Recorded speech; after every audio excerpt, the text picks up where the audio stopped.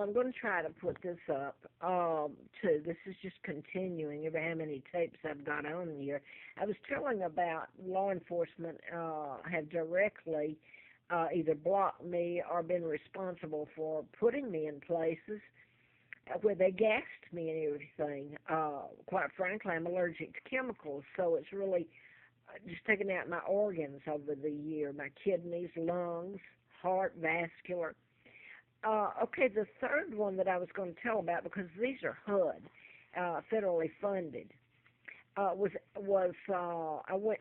Terry again took me there. Was to Joseph's Dream. It's on Joseph's Way in Bedford. Now I went there, put in the application, and man, I could have gotten in the next day. It was brand new, and for some reason there were only a handful of people in there, and it was quite a large complex, and nice enough, really. So you have a problem with why it's set almost empty for 2 months. So I go in there, and I moved in a couple of weeks later because I had to wait on my check to come in, so I had enough money to pay deposits and all that. So when I got in, I moved in on July the 1st of 11, and I mean almost immediately the air conditioning went out. And then all havoc, like Murphy's Law, I guess, breaks loose. Everything goes wrong. They did fix the air conditioning. Then this is a brand new unit. Where the air conditioning is housed is central. Suddenly there's mold and mildew coming out around the pipes, and come to find out there's a leak back there, and it's horrible. And they do nothing. They say that they have no money, that they can't do anything about it. This is Brenda Ellis, and they don't have any maintenance. They have to share him. His name's Mike. So I wish, if this were ever told and the law enforced, you'd have so many people locked up. Where would you put them? I mean, it is unbelievable to think it's been allowed to happen. So she tells me that they don't have the money, and I tell her, well, I'm not going to pay it. I'm not responsible for it. So what do? Do I have to break my lease? I just moved in. By the way, it's the 4th of July, right after I moved in, and they got the War Memorial in Bedford that Tom Hanks and everybody salutes and praises, and they got the British flag flying right in my face by the United States flag while they're doing all of this to me. I've been kidnapped. I'm the legal British monarch, and I've had things done to me and my sons and my country that is so ghastly done by this country. And here they've got me at Bedford and housed in low income. I'm a pauper after all, and I'm looking out my back window at the War Memorial where the British flag is flying, and they are saying that the Americans are the Allies. They never mentioned me. Not one thing. They just kept on gassing me. And yes, just about everybody knows it. And it's too detailed to go into, but I had to leave there because of my health. They finally moved me to another unit because they finally said, can you believe they have no money? Oh, that is a joke in itself. And I went through getting someone to come out and look at the mold and mildew, and yes, mold and mildew, and yes, it's not a good place to live, and you call building contractors, and the people law is supposed to enforce this, you know what they told me? And I had a paper about it being mold and mildew and not good to live there. And the man told me that would be over condemning or whatever, that they need his business there in Bedford. So the hell with me and my health. I can't get an attorney, so there you go. So I was told, though, before I moved, to give you a little background by Brenda, in the first unit, that the air conditioning goes out and you got the leak and then the mildew and mold, that they're going to, they can tear down the wall, they're going to have to, but then I'd have to move, and I'm allergic to chemicals, so I got to move out for a week or so at least. And there you go. There's money I don't have, and they say they have no money. They're not going to take care of their mistakes.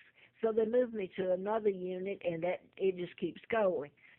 So now then, that is owned by Moore, Reverend Moore out of Washington, North Carolina.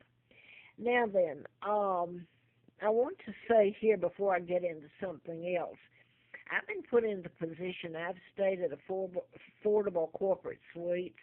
They have different ones here in Roanoke and all over Virginia, and probably in the Carolinas, I believe. It's owned by a Jewish man. And I was up at Roanoke Mountain in '09 at a campground, national campground, paying for it and everything. I have to explain like I'm the criminal. And I've been treated worse than any criminal would be. But while I was up there, there was Carl Barton, who is a Virginia state trooper, retired, and his wife Linda Barton. Now, during the night, someone came and threw fuel on my tent while I was in it. I had to crawl out, and the rest of the night I had to sit at a picnic table in the dark with my feet up so the snakes or hoping a bear, or because there weren't that many people up there. For some reason, they don't go up there. It's pretty. But anyway, this sounds good too. Linda, the wife of the state trooper Carl, said, well, she'd take me down to affordable corporate suites. Well, I had stayed in them before, but not this one. It was over in near Tanglewood Mall, and I'm going to show that in a minute, where I have paid my rent. I have done it all. I have not broken the law. They have been broken against me systematically, and nobody will touch it. And they've all lied, plain and simple. I'm going to show this, and I hope somewhere that somebody is listening to it. The Affordable Inn, just before I went there, let me show that. The Barton, because it involves the Barton, and that's the name of the state trooper who took me to Affordable. This is Frida Barton. She lived in Vinton. This is part of Roanoke, really. And she said she was going to help me. I was out near the trail. And she had a newspaper ad, which looked like somebody just put an ad to rent a apartment. And she lived in Vinton. It's Vinton, Roanoke, Salem, they're all one, really. She took me over to Gene West. Now, this was the apartments. And by the way, Terry Sawyer, that's taken me to all these others, later told me he had lived here. He moves around, breaks leases. He's with law enforcement. And, hey, I could go further on that. But, you know, they like him. Me, I'm the victim of this whole thing. They commit the crimes, and they just want me gone.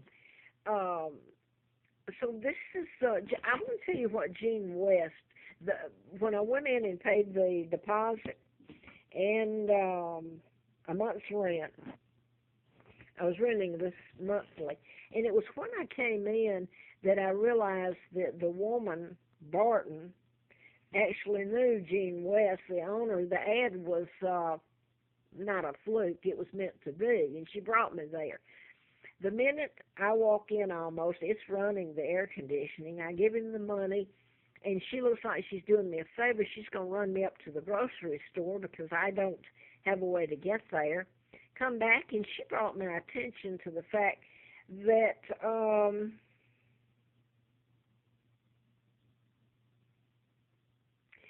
the air conditioning has suddenly gone out, and this is in what, August? Yeah, the 1st of August. And from then on, you can guess, everything was hell. It was fumes. And here's where I'm going to see Gene West. He said, without leaving out what was done to his wife, and she's deceased, and his son said this, we can help you. In other words, the people were doing to me, and getting them